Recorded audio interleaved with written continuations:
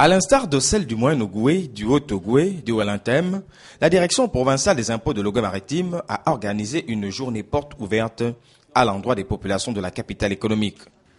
C'est la foire municipale Pierre-Louis Agunjo-Okawe qui aura prêté son cadre à cette manifestation, la première du genre censée présenter l'administration et ses services au public, en présence du gouverneur de province, du maire de la commune de Port-Gentil, président du conseil départemental de Benje, responsable de l'administration provinciale, concitoyens, venus nombreux prendre part à cette journée d'échange. Dans son propos de circonstance et au nom du directeur général des impôts empêchés, le directeur provincial soulignera l'importance pour les partenaires en général de s'arrimer au concept de l'impôt. Cette journée marque la détermination des pouvoirs publics à construire un système fiscal plus attractif, plus équilibré, répondant aux exigences et aux contraintes de l'environnement national et international.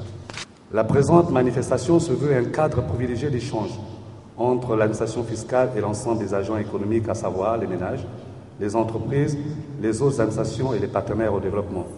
Les observations et recommandations issues des différents échanges participeront à l'amélioration du système fiscal gabonais.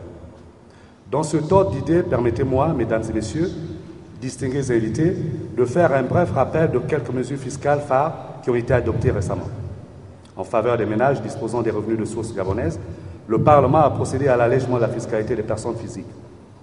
À cet effet, le taux maximum d'imposition est désormais plafonné à 35% depuis l'exercice fiscal 2009, contre 55% avant la réforme.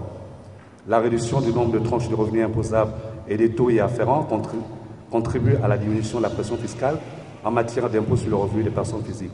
De même, le revenu mensuel imposable est passé de 100 000 à 150 000 francs CFA. En matière de taxes sur la valeur ajoutée, le gouvernement a instauré récemment une réduction des taux de cette taxe sur les consommations d'électricité et d'eau et sur le prix du sac de ciment. L'objectif majeur de ces différentes mesures est d'améliorer le pouvoir d'achat des ménages. Ouvrant les activités de cette journée, le gouverneur de la province de l'Ogooué-Maritime, Jacques Diderot Moutinga, dira toute l'importance qu'il accorde à celle-ci, invitant l'assistance à suivre avec attention les différents exposés. En prenant le relais de l'action en matière de fiscalité au niveau provincial, il me paraît particulièrement utile en cette circonstance d'appeler l'ensemble des contribuables à plus de civisme fiscal, entendu que l'adhésion de tous à l'impôt contribue à la mobilisation des ressources fiscales dont nous avons besoin pour le financement des projets de développement.